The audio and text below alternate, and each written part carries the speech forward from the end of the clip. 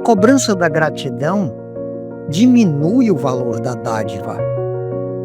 O bem não tem preço, pois que a semelhança do amor, igualmente, não tem limite.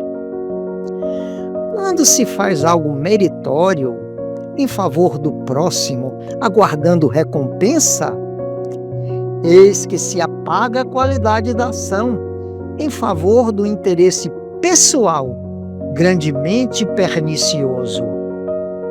O Sol aquece e mantém o planeta sem qualquer exigência. A chuva abençoa o solo e o preserva rico em nome do Criador, sustentando os seres, e se repete em períodos ritmados, não pedindo nada. O ar, que é a razão da vida, existe em tão harmonioso equilíbrio de discrição que raramente as criaturas se dão conta da sua imprescindibilidade. Faze o bem com alegria e no ato de realizá-lo, fruirás a sua recompensa. Ajuda a todos com naturalidade, como dever que te impões a favor de ti mesmo, e te aureolarás de paz. Se estabeleces qualquer condição para ajudar, desmereces a tua ação, empalidecendo-lhe o valor. Une-te ao exército anônimo dos heróis e apóstolos da bondade. Ninguém te saberá o nome. No entanto, o pensamento dos beneficiados sintonizará com a tua generosidade, estabelecendo elos de ligação e segurança para a harmonia do mundo. Os que se destacam na ação comunitária e são aplaudidos, homenageados, sabem que se as mãos desconhecidas que os ajudam, coisa alguma poderiam produzir. Assim, os benfeitores verdadeiros são os da retaguarda e não os que brilham nos veículos de comunicação.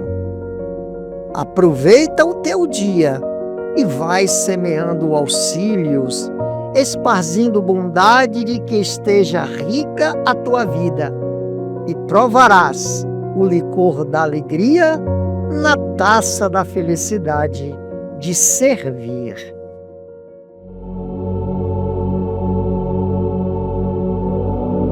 A paz em nós não resulta de circunstâncias externas, e sim da nossa tranquilidade de consciência no dever cumprido, e é preciso anotar que o dever cumprido é fruto da compreensão. Compreender significa, na essência, desculpar as pessoas que nos cercam, nas oposições que nos façam, e esquecer as ocorrências que nos mostrem adversas, a fim de que nos mantenhamos fiéis à tarefa que se nos indica. Não te conturbem a censura ou a crítica dos outros no desempenho das obrigações que a vida te assinala, porquanto, se aceitas os próprios compromissos no bem geral, esses compromissos dizem respeito a ti mesmo e não aos que te observam, nem sempre com lógica e segurança. Em qualquer atividade edificante, convém lembrar que ideias e palavras, ações e atitudes dos outros pertencem a eles e não a nós. No critério da reciprocidade, é justo recordar que não nos é lícito violentar essa ou aquela pessoa com opiniões e medidas tendentes a sufocar-lhes a personalidade. As discussões auxiliam, em muitos casos, de assuntos obscuros ou de companheiros desinformados. Mas servir aos semelhantes, doando-lhes o melhor de nós, é o argumento decisivo para clarear os agentes de solução a qualquer problema. Para colaborar no interesse do bem de todos, é imperioso olvidar-nos naquilo que as induções ao egoísmo nos impulsionem a titubear ante as obrigações que a vida nos traça. Ainda que todos os elementos exteriores se te revelem contrários à ação que desenvolves, é perfeitamente possível guardar a própria serenidade, desde que saibas entender pessoas e situações, deixando-as onde se coloquem e seguindo para frente com o trabalho que te compete. A paz em nós, repitamos, nasce da compreensão em serviço, e a compreensão em serviço é mantida pela tolerância para com os erros alheios e até pela autoaceitação dos nossos próprios erros, de modo a sabermos corrigi-los sem tumulto e perda de tempo. Em suma, enquanto não soubermos perdoar, não seremos livres para submeter-nos à prática do bem, segundo as leis de Deus.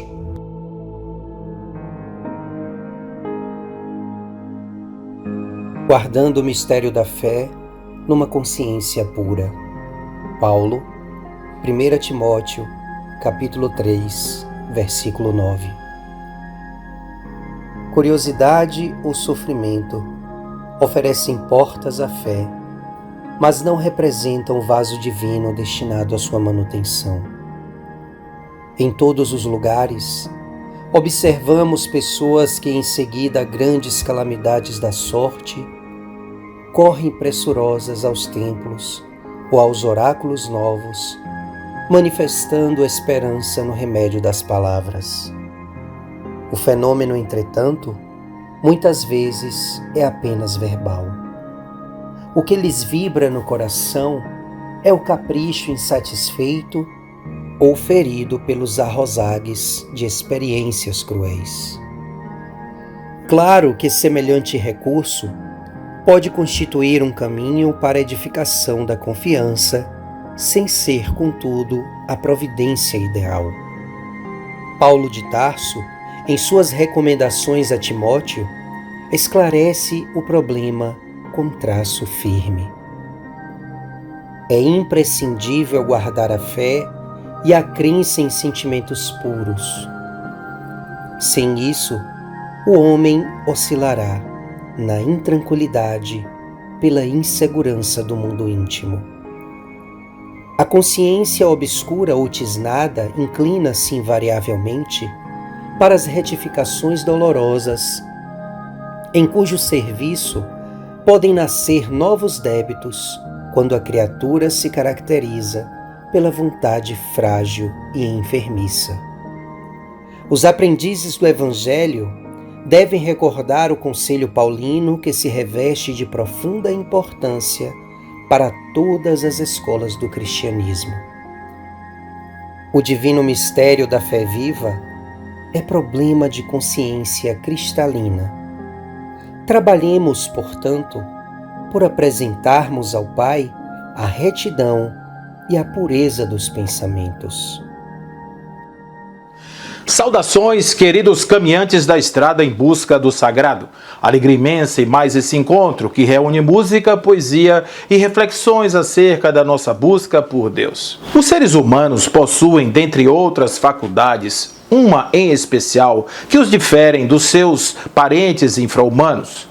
Essa característica permite a formação de uma identidade própria do sujeito que se conhece, percebe e atua no mundo, seguindo deliberações não necessariamente convencionais. Enquanto os animais agem por instinto, deliberando em função de forças que os propelem à ação, os humanos agem após deliberado esforço de elaboração de ideias, comparações e ponderações que determinam o seu modo de agir em dado instante. Para efeito de autopercepção, essa faculdade cria seus próprios signos, permitindo ao sujeito diferir o eu do não eu, o que está fora e o que está dentro do seu mundo psíquico. Assim, por tal mecanismo, chegamos ao estágio que nos faculta responsabilizarmos-nos integralmente pelos atos praticados. Para falarmos sobre essa potência da alma, em nosso encontro de hoje abordaremos o tema a consciência. Talvez esse seja o mais complexo enigma quando estamos diante do estudo e compreensão das dinâmicas humanas. O filósofo australiano David Chalmers, estudioso que é das questões relacionadas à mente humana, cunhou o termo difícil problema da consciência, relacionando-se ao fato de haver experiências perceptivas e subjetivas não necessariamente ligadas a reações químicas ou elétricas nas redes neuronais do cérebro. A questão fundamental é que, enquanto existem áreas no cérebro onde são processados os sinais de determinado tipo, como percepção visual, som, dentre outros, apontando a questão da consciência como epifenômeno cerebral, existem outras situações onde a compreensão muda de sentido, apresentando complicadores mais aguçados. Nesse particular, a pergunta que emerge situa-se em relação aos chamados qualia, ou percepções subjetivas das experiências mentais conscientes, as quais, segundo Chalmers, podem ser imagens mentais, por exemplo, as imagens visuais relembradas, o fluxo de consciência, por exemplo, a reflexão e a decisão, experiências corporais, a dor e o orgasmo, por exemplo, e as emocionais, por exemplo, alegria, raiva, além das visuais, como cor, profundidade, e outras tantas, como som, sabor, dentre as demais. Essas experiências subjetivas são, segundo o filósofo, dados para análise pela ciência da consciência. Assim, indiscutivelmente, se as ignoramos, então ignoramos os dados. Em outro campo, nomes como o professor Antônio Damasio, médico, neurologista, neurocientista português, que trabalha no estudo do cérebro e das emoções humanas, defendem uma organicidade ou fisicalidade para a consciência, enfrentando a questão do problema difícil apresentado por Chalmers. Segundo o professor Antônio Damasio, a consciência é definida essencialmente como uma experiência mental, um estado enriquecido da mente que permite a um organismo saber que os seus conteúdos mentais lhes pertencem. Ela não é uma substância separada, mas sim um processo biológico resultante da organização sistemática de vários eventos mentais. Os sentimentos fornecem à mente os dados necessários para que ela saiba, sem esforço, que o que está acontecendo nela também está acontecendo no organismo ao qual ela pertence. Em termos técnicos, Damasio afirma que sentimos porque a mente é consciente e somos conscientes porque há sentimentos. Entre os fisicalistas e observadores mais abertos à questão da consciência, emergem teorias outras que explicam fenômenos quais os das EQMs, que desafiam qualquer tipo de organicidade na produção de fenômenos típicos da consciência, dado que o indivíduo observado na experiência está destituído dessas faculdades que lhes assegurariam qualquer efeito no cérebro na produção de tais percepções. Assim, parece que estudos ainda precisam ser feitos em níveis mais aprofundados para entendermos melhor esse complexo fenômeno. Gustave Gillet, psiquiatra e pesquisador espírita francês, considerado um dos mais notáveis pesquisadores no campo das materializações, estabeleceu a ideia de uma essência fundamental no universo a qual denominou de dinamo-psiquismo. Segundo o pesquisador, o processo de aquisição de consciência se daria por uma passagem do estado de inconsciência para o de consciência, mediante as reencarnações, onde o sujeito atualizaria as condições predisponentes, sendo o organismo físico um produto ideoplástico desse dínamo-psiquismo essencial. Há que se destacar uma diferença em termos conceituais entre mente e consciência, entendida a primeira como o resultado dos processamentos elaborados pelo conjunto mental do sujeito, e a consciência como algo além, que pode observar-se inclusive de fora, em silêncio, intervindo quando necessário nos processos mentais. Dessa forma, é possível aprimorar a condição existencial em termos atitudinais e morais. No estudo da psicologia profunda, o termo self está associado ao si profundo, daí o termo si mesmo, o qual deve integrar-se a outras dimensões da psique, sendo visto como o centro da totalidade do ser consciente e inconsciente. Mas a pergunta que não quer calar é: o que é mesmo a totalidade psíquica do ser? Para Gilley, o indivíduo que conhecemos no dia a dia, personagem atual, não é o ser real, mas apenas uma representação ou objetivação temporária do dínamo psiquismo essencial.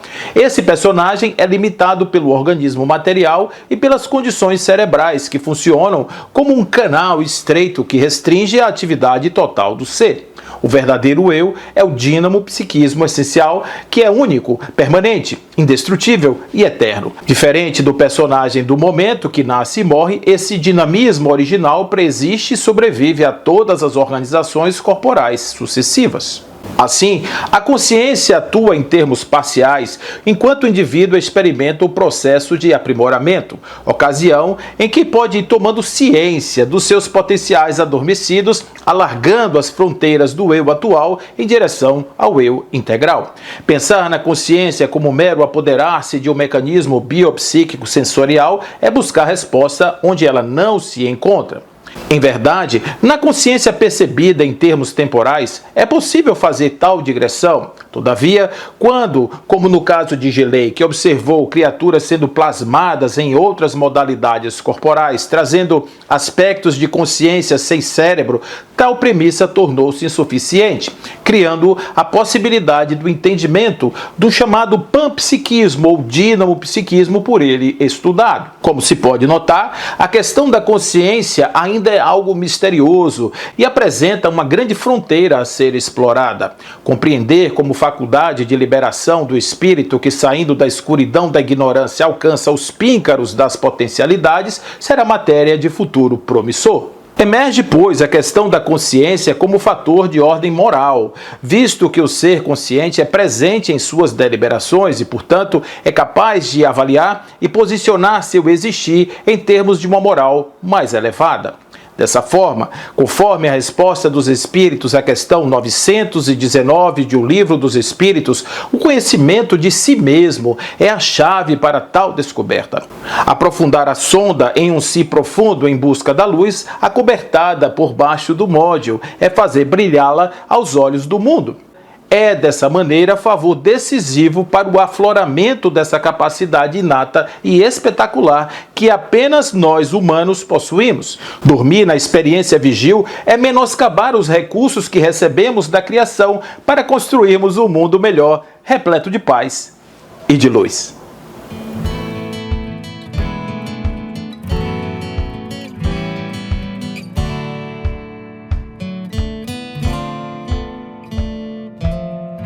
Devia ter amado mais, ter chorado mais, ter visto o sol se pôr. Devia ter arriscado mais e até errado mais, ter feito o que eu queria fazer. Queria ter aceitado as pessoas como elas são. Cada um sabe a alegria e a dor que traz no coração. O acaso vai me proteger enquanto eu andar distraído. O acaso vai me proteger enquanto eu andar.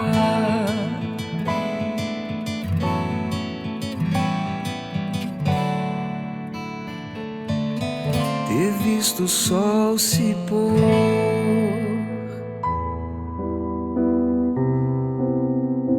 Para a alma triste, a meditação no silêncio da natureza é conforto sublime. É um farol a iluminar a treva dos dias que se escoam na terra. A alma, ao procurar desprender-se das cenas banais da existência carnal, vislumbra o ponto máximo onde ela coloca a sua alegria e que se denomina os céus. Luzes suavíssimas acendem-se em seu íntimo e descortina panoramas inéditos dentro da vida, ouvindo vozes estranhas que, sem ser articuladas, chegam nitidamente aos seus ouvidos. Parecem emitidas pelos seres radiosos que presidem o desenvolvimento e o progresso do mundo aos sábios desígnios do Incriado. Se todo homem as escutasse, não haveria na terra a iniquidade que ocasiona o sofrimento, pois ao interrogar no silêncio do seu interior essa força desconhecida e invisível aos nossos olhos perecíveis sobre o problema do destino, escutaria maravilhado: alma, não és mais que um átomo da vida dentro do universo, e aquele que te criou concedeu-te o poder de um Deus. Possuis a liberdade mais ampla e conquistarás os troféus aos quais te dedicaste a alcançar. O Criador criou a justiça tão incorrupta que, se te propuseres a buscar a luz, tê-las-ás em tuas mãos. E o mesmo acontecerá se te consagrares às obscuridades das trevas. O teu pensamento domina todos os elementos da natureza e julgastes muita vez o Senhor absoluto da criação, e apenas a dor te faz conhecer a tua situação de hóspede no mundo. Quanto mais o orgulho te faz elevar altivamente a cabeça, mais o sofrimento se te faz dobrar, a fim de que reconheças a tua pequenez. Persegues a felicidade mundana doidamente, e te esqueces de que a aventura não é a satisfação falaz dos sentidos. És quase sempre infeliz como resultado às tuas irreflexões e, no entanto, podes ser o herdeiro direto do Pai dos céus, se te dedicares ao que é puro e perfeito, ao que eleva e dignifica. Poderás construir castelos indestrutíveis de luz, se o amor divino for a bússola que te guia através da vida planetária. Homem, sê bom, procurando a grandeza na humildade, a resignação no sofrimento, a luz na própria dor e a alegria, ainda que seja, nos prantos. Que a tua existência seja toda voltada ao bem e tecerás com tuas mãos a coroa de glória que há de aureolar-te nos planos luminosos, onde a vida é imperecível.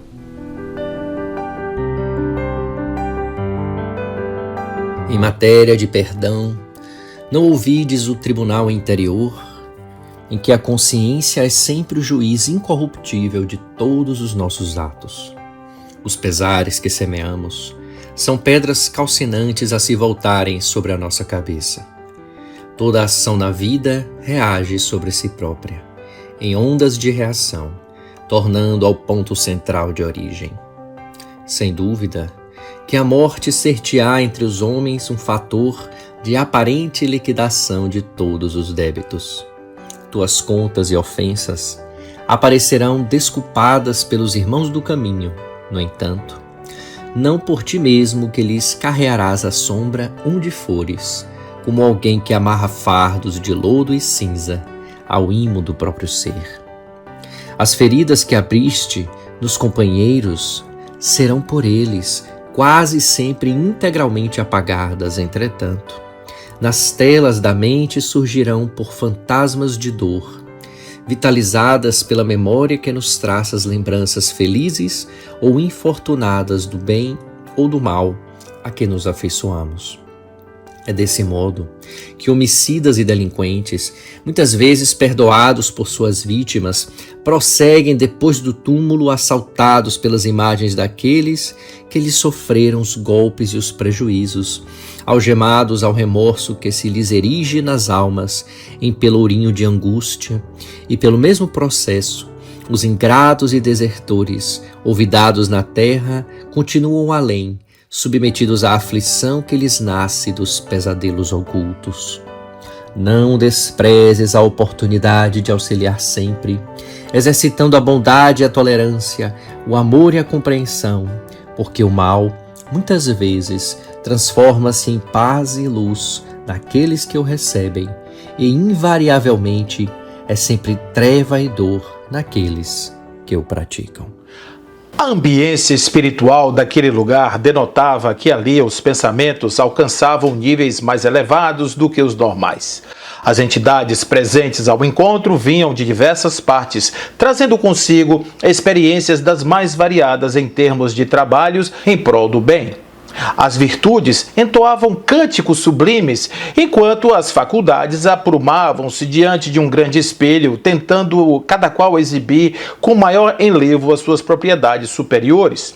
Nesse mesmo conclave, até mesmo as entidades de menor reputação, quais o medo, a ira e a dor, apresentavam-se solenes. Todos aguardavam a chegada de venerando trabalhador, merecedor de alta estima por todos, o qual viria a dar balanço das atividades socorristas em zona mais densa, pelo que ensaiaram perguntas que muito auxiliariam na condução dos próximos desdobramentos associados a cada uma daquelas grandezas presentes à reunião. Um facho de luz inebriante adentrou por clarabóia, assentado acima da porta, na entrada do salão, em prenúncio de chegada do grande mensageiro.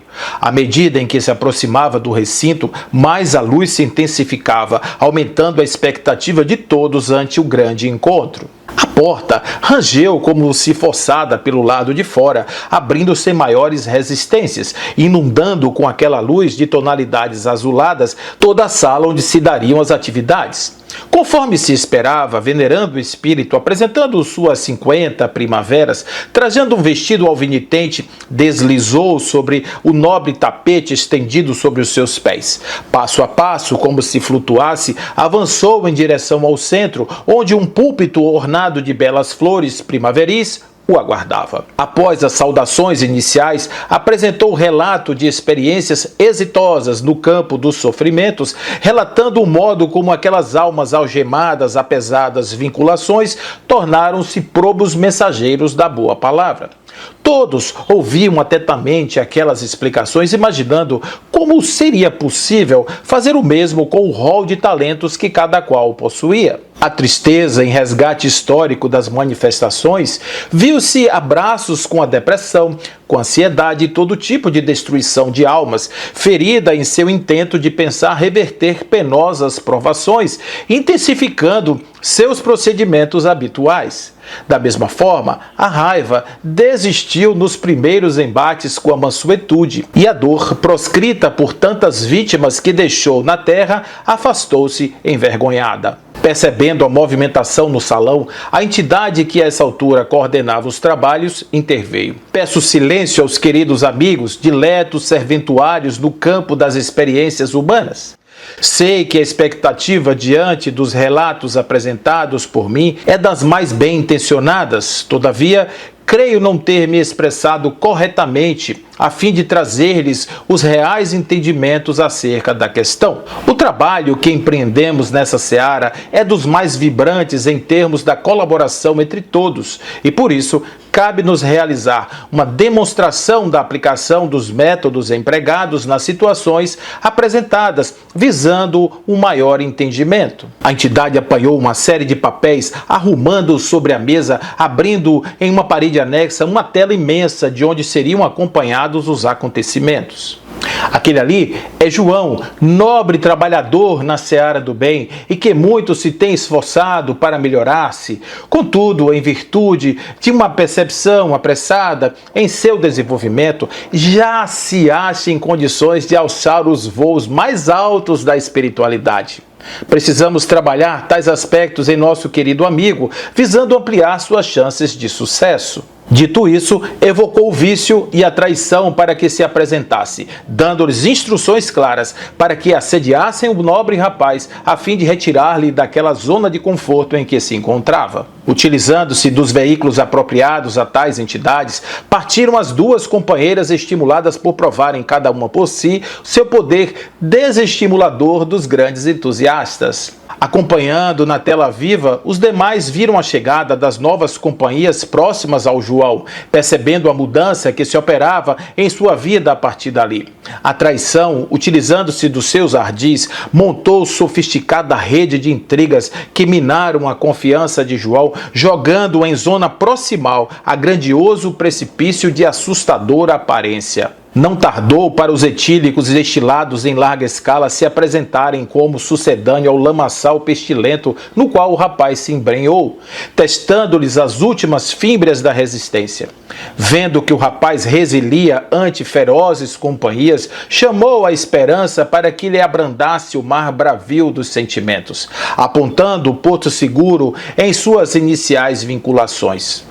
Assustado ante o ocorrido e vendo que a esperança o resgatara de perigosa situação, João tornou-se sóbrio no reconhecimento de atavismos e fraquezas, caminhando a firmes passos no rumo certo. Os presentes estavam extasiados, afinal, individualmente, eram incapazes de promover tamanha mudança. Todavia, no conjunto, parecia existir um propósito em forças tão aparentemente antagônicas e, ao mesmo tempo, tão complementares. Em um segundo caso, apresentou Henrique, homem que gozava de riquezas e para quem as misérias humanas não passavam de dissabores, de miseráveis execrados por Deus, no qual sequer acreditava. Para que houvesse manifestação cabal dos métodos aplicados, chamou a doença, o amor, a melancolia e o ciúme, para que fosse ao encontro do rapaz. Tratava-se de empresa dificílima, posto faltar-lhe condições mínimas de soerguimento. O amor, dileto e ingênuo, tratou logo de apoderar-se do coração do rapaz, direcionando a jovem moça que conheceu em um passeio à beira do lago. Juntos entoavam cânticos de felicidade, juras eternas e troca de carícias, quase se fosse um apesar de dois. Sorrateiro, o ciúme aproximou-se, convicto de ser capaz de demover os pombinhos daquele claustro de aparente felicidade. Apontou fragilidades antes despercebidas e, quando menos esperavam, olhos esbugalhados velavam os passos recíprocos, com consequentes ilações apressadas quanto às intenções provenientes dos membros daquele casal. Brigas ferrenhas ocuparam o lugar onde antes havia apenas alegria, levando à separação, jogando-os nos braços da melancolia que os aguardava sorridente. Chamada de pronto, entrou em campo a pobreza, que sem medo assenhorou-se do rapaz, dando um retoque final naquele quadro de desdita. Não tardou para que a doença aproximasse-se, encaminhando para os derradeiros passos aquele que antes exuberava em vitalidade. Prostrado em um leito esquecido, Henrique aprendeu com o vizinho de quarto a orar, entregando-se avidamente ao sagrado como último porto de esperança em tão desorganizada vida. Com a morte, pôde-se perceber que aquele que voltava era mais pensativo e ocupado com suas próximas deliberações. Diante do cenário exposto, a entidade concluiu: "Vês, amigos, as almas são diamantes brutos lapidados pelas circunstâncias, produzindo as joias do incomensurável tesouro divino. Cada qual no seu papel, todos trabalhamos para o grande escultor que nos opera o milagre nos aperfeiçoamentos." Antes que finalizasse a sua fala, a verdade que estava de pé, aplaudindo aquela conferência, perguntou sem detença: "E tu, mestre divino, como te chamas?"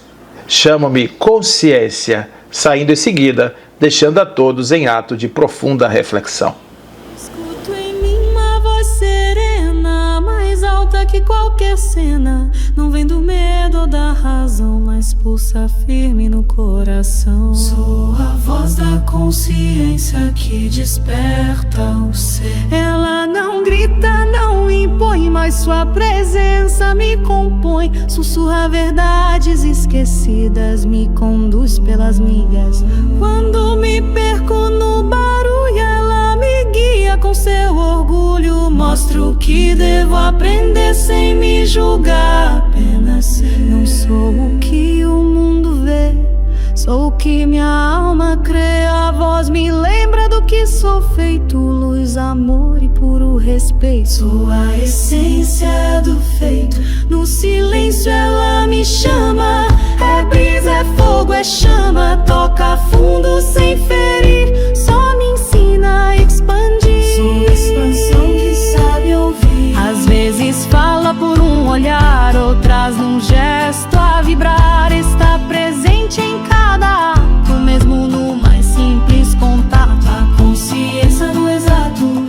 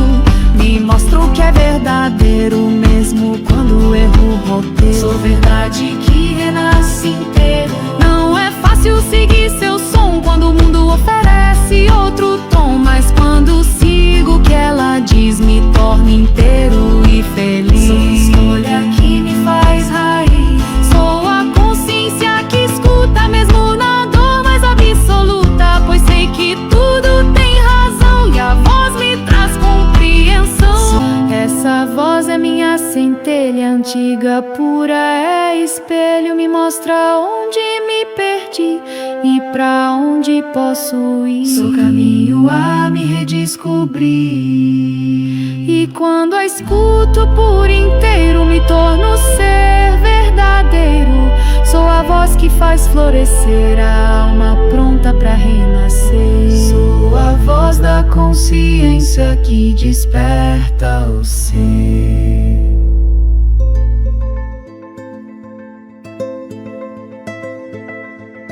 No cerro desamparado, que chama ao suor e à luta, o diamante luminoso descansa na pedra bruta.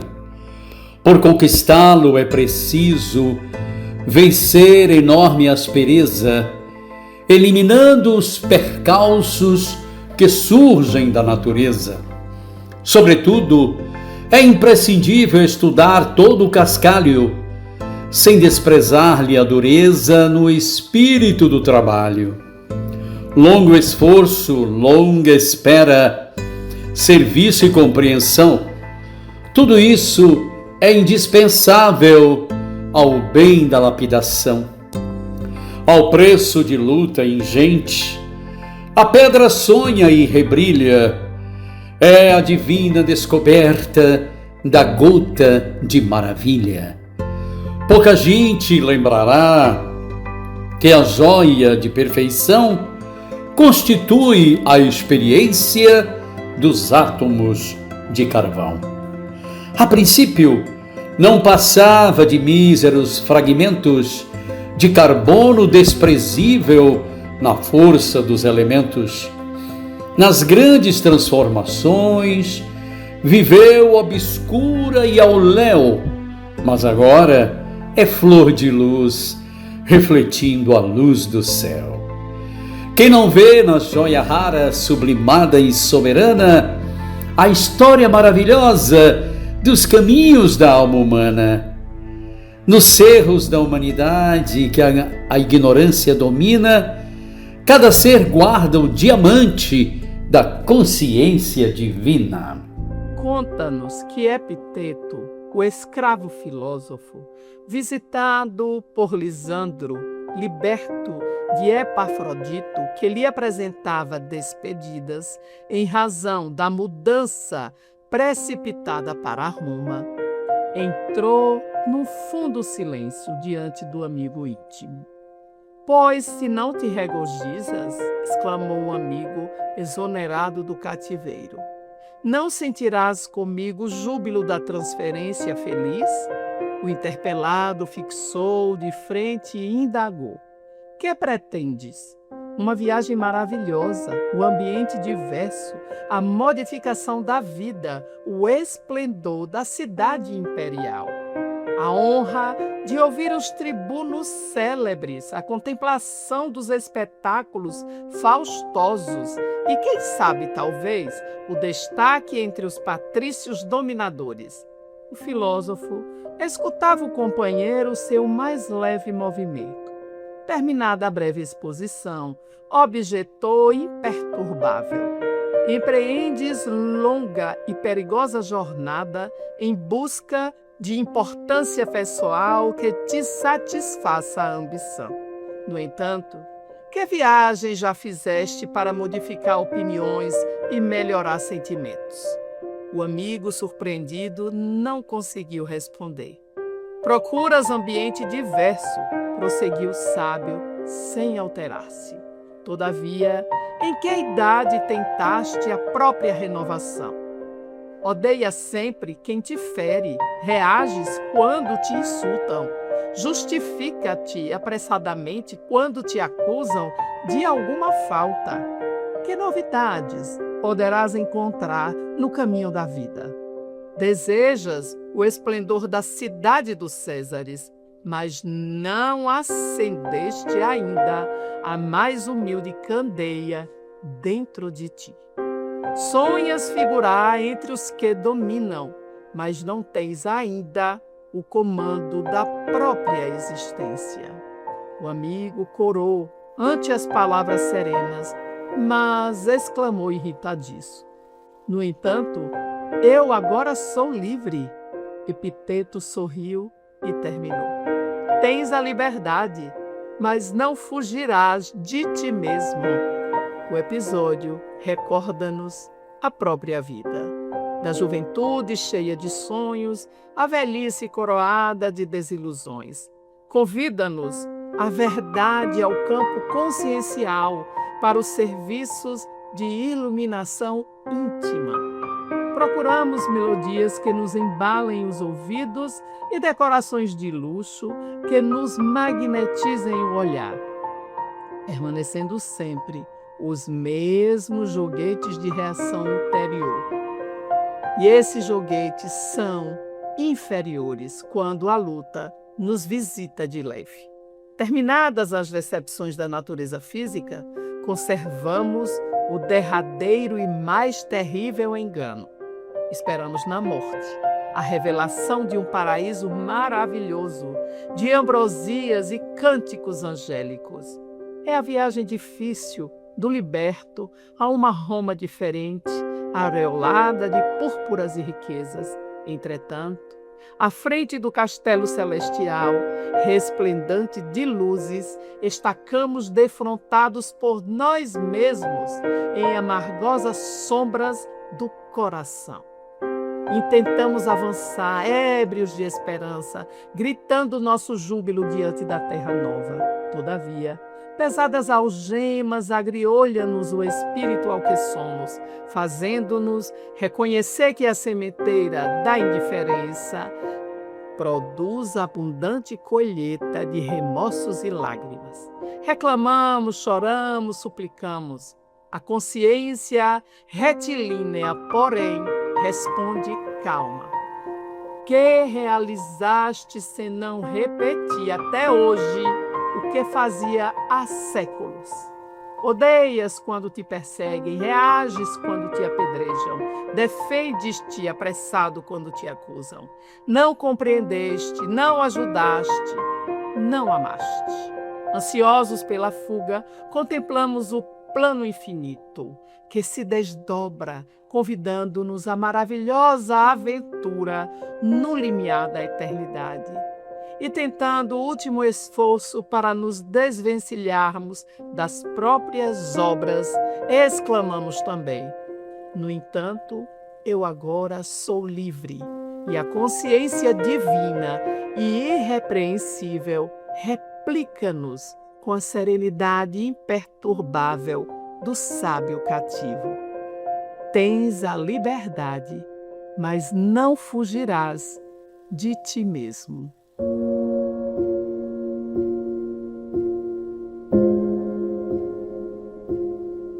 Alguns instantes de reconsideração e perceberemos que em muitas ocasiões nós mesmos sobrecarregamos a mente de inquietações com as quais, em verdade, nada temos que ver.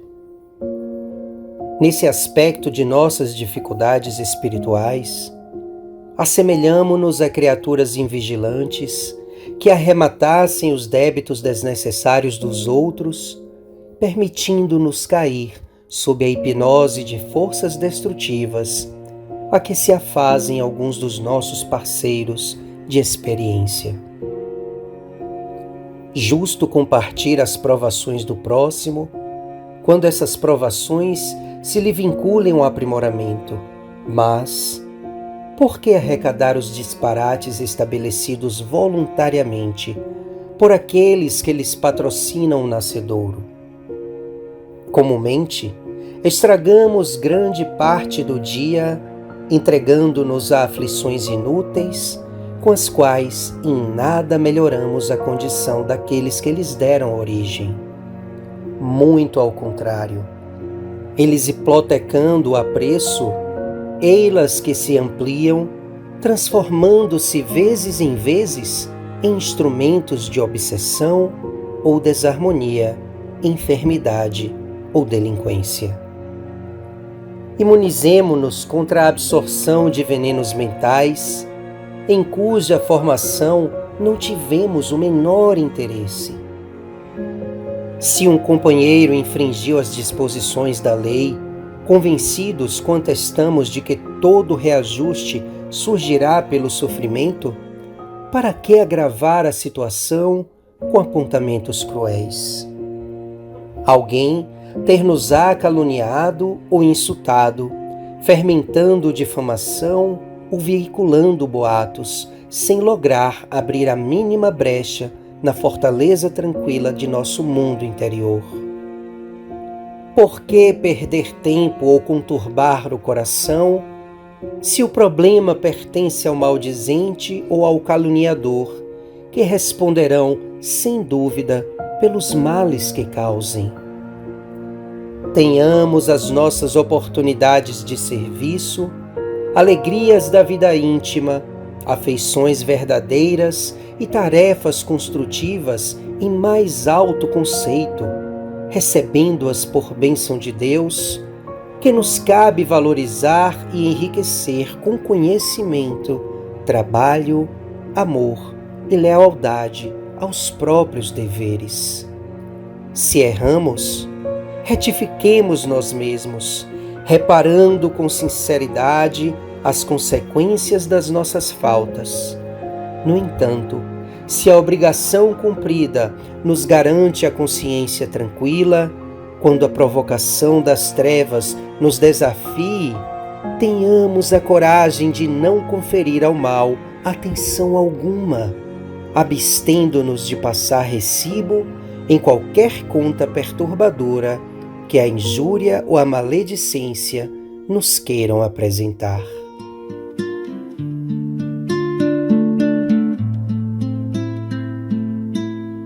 O universo me habita, sou portal multidimensional, minha essência é infinita, no silêncio original. Fecho os olhos e mergulho no sagrado que há em mim. Cada sombra é um orgulho de um aprendizado sem fim.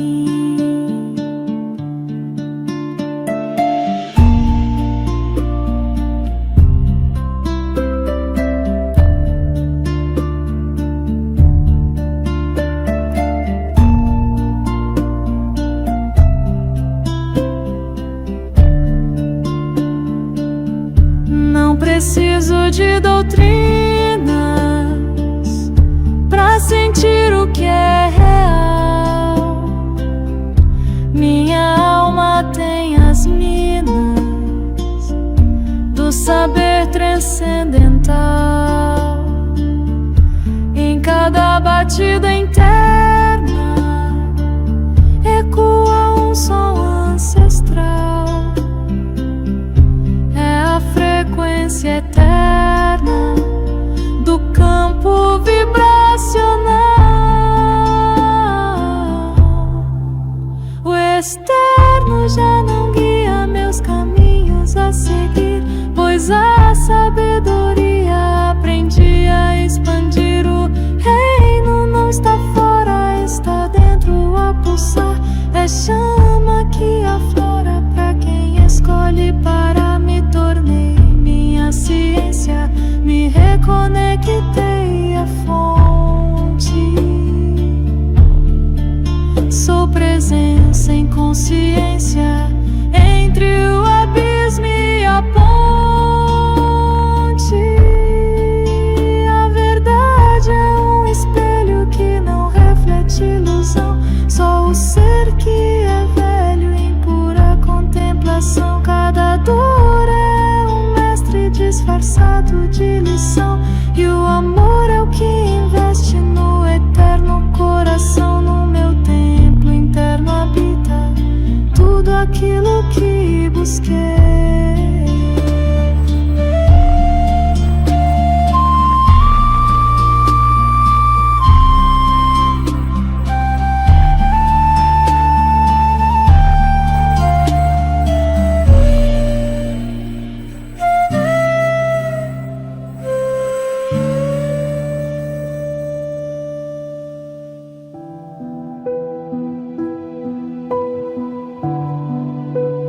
As boas soluções nem sempre são as mais fáceis e as manifestações corretas nem sempre as mais agradáveis. A trilha do acerto exige muito mais as normas do esforço maior que as saídas circunstanciais ou os atalhos do oportunismo. A alegria que dependa das ocorrências do terra a terra não tem duração.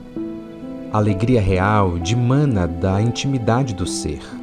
Não há espetáculo externo de floração sem base na seiva oculta. Meditação elevada, culto à prece, leitura superior e conversação edificante constituem adubo precioso nas raízes da vida. Ninguém respira sem os recursos da alma. Todos carecemos de espiritualidade para transitar no cotidiano, ainda que a espiritualidade surja para muitos sob outros nomes, nas ciências psicológicas de hoje que se colocam fora dos conceitos religiosos para a construção de edifícios morais. À vista disso, criar costumes de melhoria interior significa segurança, equilíbrio, saúde e estabilidade à própria existência. Debaixo de semelhante orientação, realmente não mais nos será possível manter ambiguidade nas atitudes. Em cada ambiente, a cada hora, para cada um de nós, existe a conduta reta, a visão mais alta, o esforço mais expressivo, a porta mais adequada. Atingindo esse nível de entendimento, não mais é lícita para nós a menor iniciativa que impõe a distinção indevida ou segregação lamentável, porque a noção de justiça nos regerá o comportamento, apontando-nos o dever para com todos na edificação da harmonia comum. Estabelecidos por nós, em nós mesmos, os limites de consciência e conveniência, aprendemos que felicidade, para ser verdadeira, há de guardar essência eterna. Constrangidos a encontrar a repercussão de nossas obras além do plano físico, de que nos servirá qualquer euforia alicerçada na ilusão? De que nos vale o compromisso com as exterioridades humanas, quando essas exterioridades não se fundamentam em nossas obrigações para com o bem dos outros, se a desencarnação não poupa ninguém? Cogitemos de felicidade, paz e vitória, mas escolhamos a estrada que nos conduza a elas sob a luz das realidades que norteiam a vida do espírito, de vez que receberemos de retorno na aduana da morte todo o material que despachamos com destino aos outros durante a jornada terrestre. Não basta para nenhum de nós o contentamento de apenas hoje.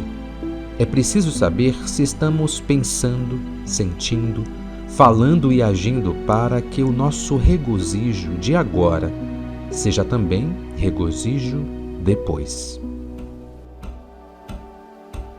A vontade do Criador, na essência, é, para nós, a atitude mais elevada que somos capazes de assumir, onde estivermos, em favor de todas as criaturas.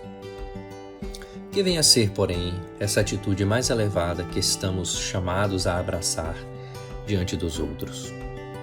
Sem dúvida, é a execução do dever que as leis do eterno bem nos preceituam para a felicidade geral, conquanto o dever adquire especificações determinadas na pauta das circunstâncias. Vejamos alguns dos nomes que o definem nos lugares e condições em que somos levados a cumpri-lo. Na conduta, sinceridade. No sentimento, limpeza. Na ideia, elevação. Na atividade, serviço. No repouso, dignidade. Na alegria, temperança. Na dor, paciência. No lar, devotamento. Na rua, gentileza. Na profissão, diligência. No estudo, aplicação. No poder, liberalidade. Na afeição, equilíbrio. Na corrigenda, misericórdia. Na ofensa, perdão. No direito, desprendimento. Na obrigação, resgate. Na posse, abnegação. Na carência, conformidade. Na tentação, resistência. Na conversa, proveito. No ensino, demonstração. No conselho, exemplo. Em qualquer parte ou situação, não hesites quanto à atitude mais elevada a que nos achamos intimados pelos propósitos divinos diante da consciência. Para encontrá-la, basta procures realizar o melhor de ti mesmo, a benefício dos outros, porquanto, onde e quando te esqueces para servir em auxílio ao próximo, aí surpreenderás a vontade de Deus, que sustentando o bem de todos, nos atende ao anseio de paz e felicidade, conforme a paz e a felicidade que oferecemos a cada um.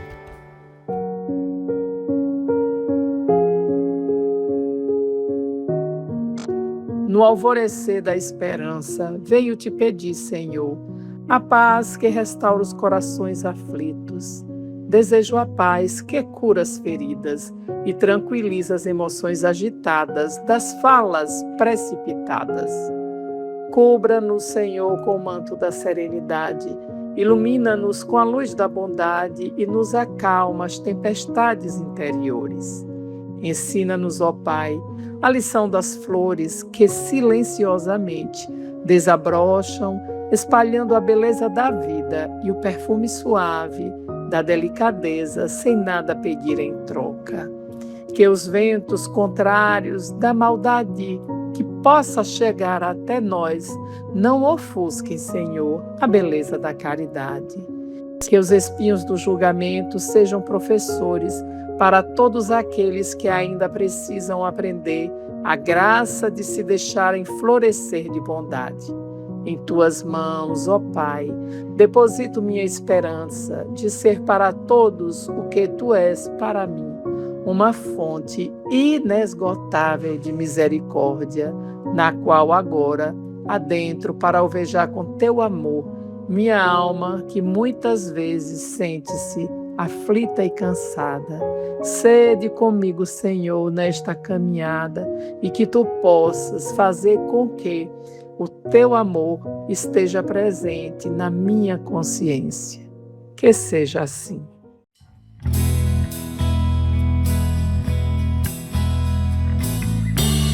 Eu que já andei pelos 4 cantos do mundo procurando, foi justamente num sonho que ele me falou.